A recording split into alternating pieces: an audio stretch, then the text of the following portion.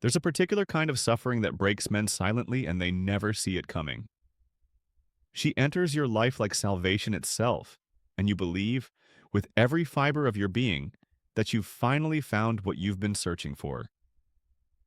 But here's what no one tells you. Some women aren't broken by accident. They're weaponized by wounds they refuse to heal. You know that gnawing feeling in your gut when something's fundamentally wrong, but you can't quite articulate it? That's your nervous system trying to save you from psychological warfare disguised as romance. Today, I'm going to give you the framework, the precise psychological architecture, to identify the patterns that will systematically dismantle everything you've built about yourself. This isn't about hatred. This is about clarity. This is about recognizing that your capacity to love doesn't obligate you to accept harm. And by the end of this, you'll understand why setting boundaries isn't cruelty. It's the most compassionate thing you can do for both yourself and her. Because a man who cannot protect himself cannot protect anyone. Let me start with something that might be difficult to hear. Contempt is the acid that dissolves dignity, and once you accept it, you've signed the contract for your own demolition. Now, disrespect doesn't announce itself with trumpets and warnings. It tests boundaries through small aggressions, micro violations that seem insignificant in isolation, but form a pattern when you step back and look at the whole picture. Pay attention to this.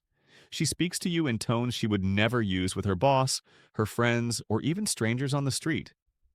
It's not accidental, it's diagnostic. When a woman feels comfortable expressing contempt toward you in ways she carefully controls with everyone else, that tells you something profound about how she perceives your value, and more importantly, how she perceives your willingness to tolerate mistreatment. Watch how she discusses her previous partners. Listen carefully to the venom she directs at men who are no longer in her life. The contempt she expresses for absent men will eventually be directed at you. That's not prediction. That's pattern recognition.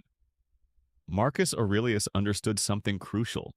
The impediment to action advances action, and what stands in the way becomes the way. But here's the paradox that most men miss. Accepting disrespect doesn't advance your growth. It advances your dissolution. Here's the insight that changes everything. She's not testing your patience. She's measuring your threshold for abuse.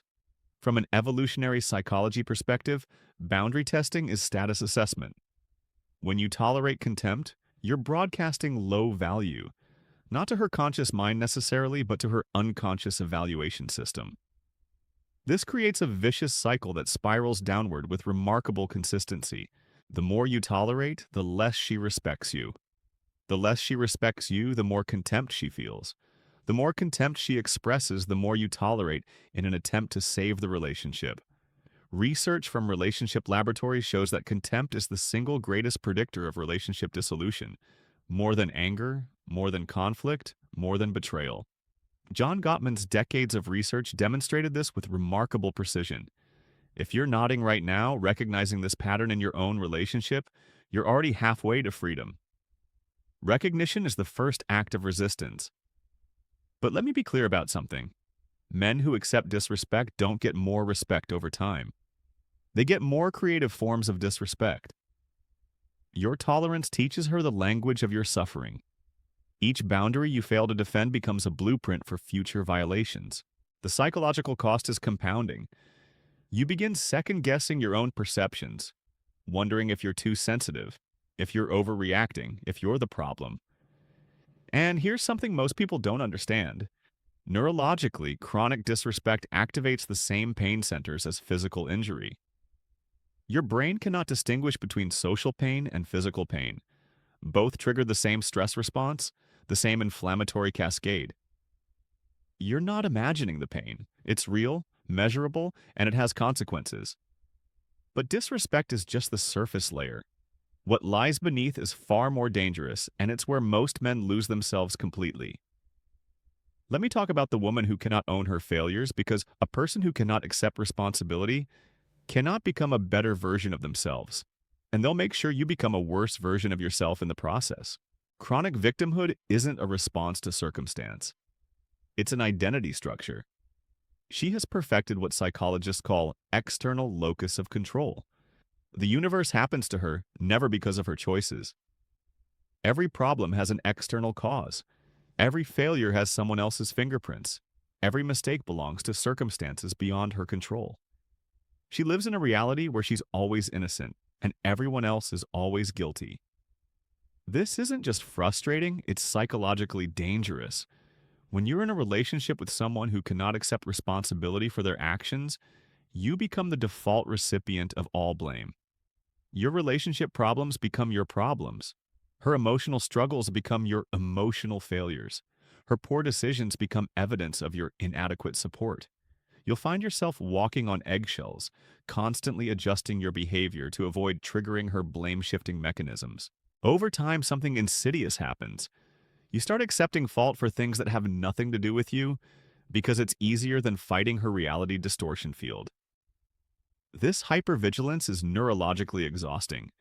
Your prefrontal cortex is constantly online, trying to predict and prevent the next accusation. This is learned helplessness in real time, and you can watch it happening to yourself if you're paying attention. Epictetus taught us that we cannot choose our external circumstances, but we can always choose how we respond to them. But there's a crucial caveat that the ancient Stoics understood. Choosing to remain in circumstances that systematically eliminate your ability to choose is not wisdom. It's self-betrayal. The woman who refuses accountability lives in a prison of her own making. The tragedy is, she'll convince you it's your job to serve her sentence with her. Here's the framework you need to understand. A woman who cannot look in the mirror and acknowledge her own flaws cannot grow, cannot change, cannot become a better partner. She's stuck in permanent victimhood, and she'll drag you into that prison if you let her. Relationships require two people capable of self-reflection. Without that capacity, you're not building partnership. You're enabling stagnation. Personal growth requires the capacity to say three simple but powerful things. I was wrong. I hurt you. I'll do better. Without this capacity, there's no mechanism for repair, no pathway to improvement, no hope for the relationship to evolve beyond its current dysfunction. You'll sacrifice your own growth trying to compensate for her unwillingness to grow. You'll become smaller to make her feel bigger. You'll accept fault to protect her from accountability. But at least the blame shifter becomes obvious once you know what to look for. The next pattern is far more insidious because it feels like freedom when it's actually slow-motion abandonment. Let me explain what I mean by the commitment phantom, the woman who gives you just enough to keep you invested but never enough to make you secure. And that uncertainty becomes your addiction. The commitment phantom exploits one of the most powerful psychological mechanisms in human behavior, variable ratio reinforcement. This is the same mechanism that makes gambling so compelling. Unpredictable rewards create stronger behavioral patterns than consistent rewards. She doesn't ignore you consistently. She's warm and present, just often enough to keep you hoping, to keep you believing that if you just try harder, prove yourself more thoroughly, be more patient, then she'll finally commit. You'll find yourself constantly auditioning for a permanent role while she treats you like a temporary understudy. This creates what attachment researchers call preoccupied attachment. You become obsessed with earning security that she has no intention of providing. From a neurobiological perspective, this uncertainty activates your reward system more powerfully than actual security would. Let me say that again because it's crucial. You're not in love with her. You're addicted to the hope of her commitment. Here's what's truly diabolical about this pattern. She's not afraid of you. She's afraid of being known completely, held accountable consistently, required to choose growth over comfort. And that fear will always be stronger than whatever she feels for you. Some women treat relationships like rental cars, convenient for the journey, never intended for ownership. She brags about her options the way collectors brag about acquisitions. She name-drops admirers like trophies on a shelf. This isn't confidence, it's fear of scarcity disguised as abundance. You'll compete with shadows. The men she might meet, the opportunities she might have, the life she might want that doesn't include you. This isn't love, it's inventory management.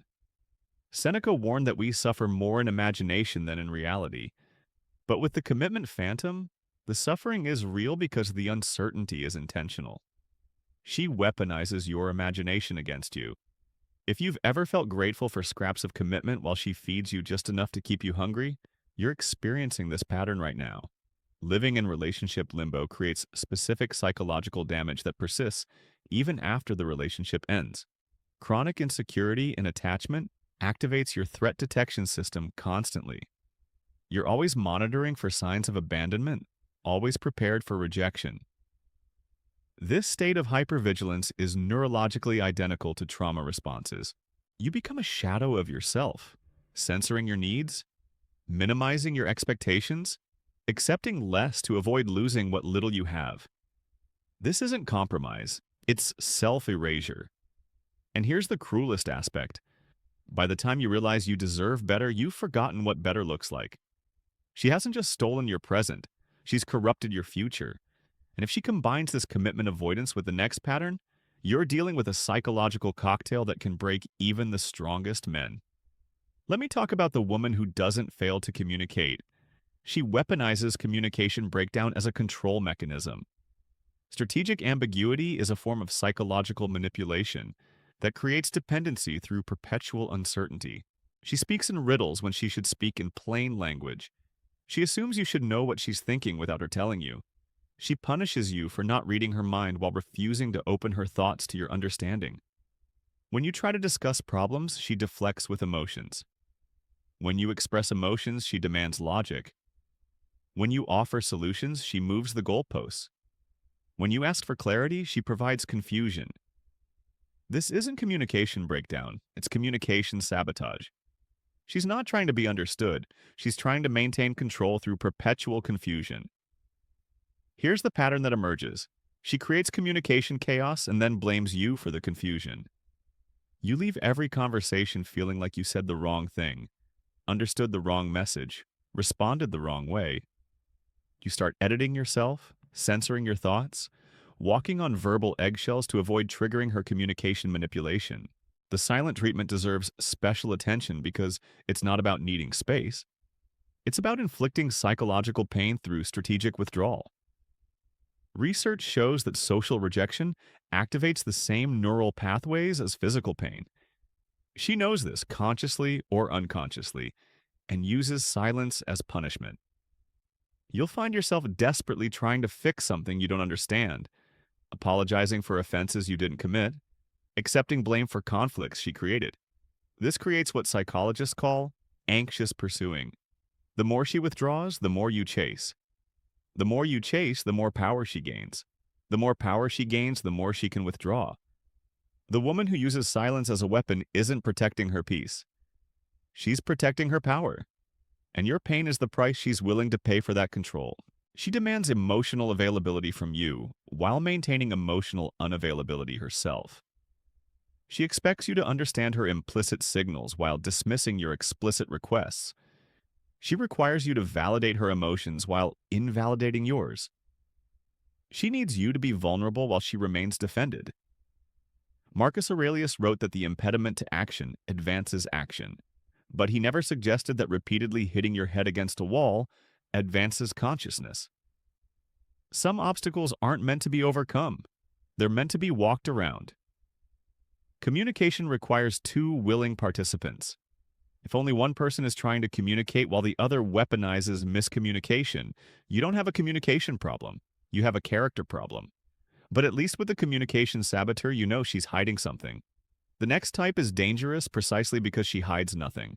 She broadcasts everything and expects you to disappear in the noise. Emotional reciprocity is the foundation of relationship. Without it, you're not in partnership. You're in servitude.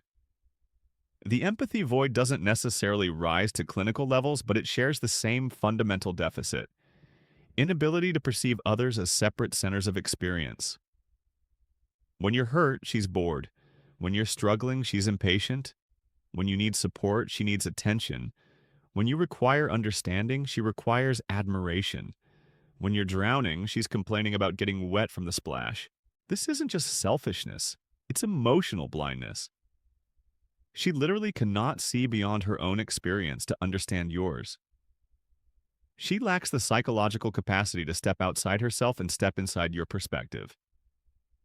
From a developmental psychology perspective, empathy requires a crucial cognitive achievement, the ability to hold two realities simultaneously. She never achieved this. She's trapped in the prison of her own perspective, and she expects you to be trapped there with her. If you're constantly shrinking your problems to make room for hers, minimizing your pain to avoid competing with hers, hiding your needs to focus on hers, you're in relationship with an empathy void. You become an emotional servant in your own relationship, constantly giving support while never receiving it, constantly understanding while never being understood, constantly validating while never being validated. The psychological cost is profound. You begin to believe your emotions don't matter, your pain isn't valid, your needs are burdensome. This isn't humility, it's self-abandonment. Epictetus taught us to distinguish between what's in our control and what isn't, but there's a crucial addition. We must also distinguish between what's worth our effort and what isn't. Pouring emotional energy into an empathy void isn't stoic endurance. It's strategic foolishness. Here's the framework. In healthy relationships, emotional labor is balanced. In toxic relationships, one person does all the work while the other does all the taking. The question isn't whether she cares about you. It's whether she's capable of caring about you. Long-term exposure to empathy voids creates a specific form of psychological damage, the erosion of self-worth and emotional legitimacy. You'll become emotionally invisible in your own relationship while she remains the only person who matters. Your inner life becomes background noise to her main event. Chronic emotional invalidation literally changes brain structure, reducing activity in regions associated with self-awareness and increasing activity in threat detection systems. The empathy void doesn't just ignore your emotions. She trains you to ignore them too. By the time you leave, you've forgotten what it feels like to matter. And when you combine empathy deficits with the next pattern, you get something truly concerning. A woman who cannot feel your pain, but desperately needs your attention. She doesn't want attention. She needs it to survive. Some women suffer from what psychologists call external validation dependency. Their sense of self-worth is entirely constructed from external feedback. Attention is her oxygen. Validation is her food. Being the center of focus is her natural habitat. She'll do whatever it takes to capture eyes, ears, and minds, regardless of the cost to her dignity or your relationship. Her social media presence isn't about sharing life. It's about selling image. Every photo is calculated for maximum impact. Every post is engineered for maximum engagement. Every story is designed for maximum attention. The neuroscience here is revealing. Social media validation triggers reward center activation in the same way addictive substances do. She's not choosing attention. She's addicted to it. Here's what's truly tragic. No amount of likes fills the void inside her. No number of comments validates her worth. No level of admiration makes her feel complete. She is chasing external validation to fix internal emptiness, and it's a race she can never win. When you're with her, you'll constantly compete with her phone for her attention. You'll share her with thousands of strangers who know her image but not her heart. You'll watch her perform for audiences while she saves her worst behavior for you. This creates a specific form of relationship pain. You're simultaneously too much, demanding her real attention, and not enough compared to the validation of thousands. The cruelest aspect is how she makes you complicit in her performance.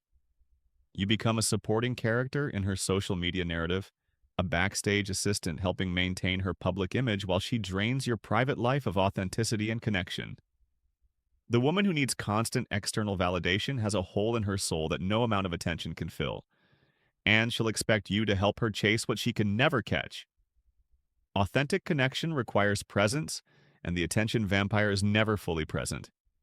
Even in your most vulnerable moments together, part of her is calculating how this moment might perform online.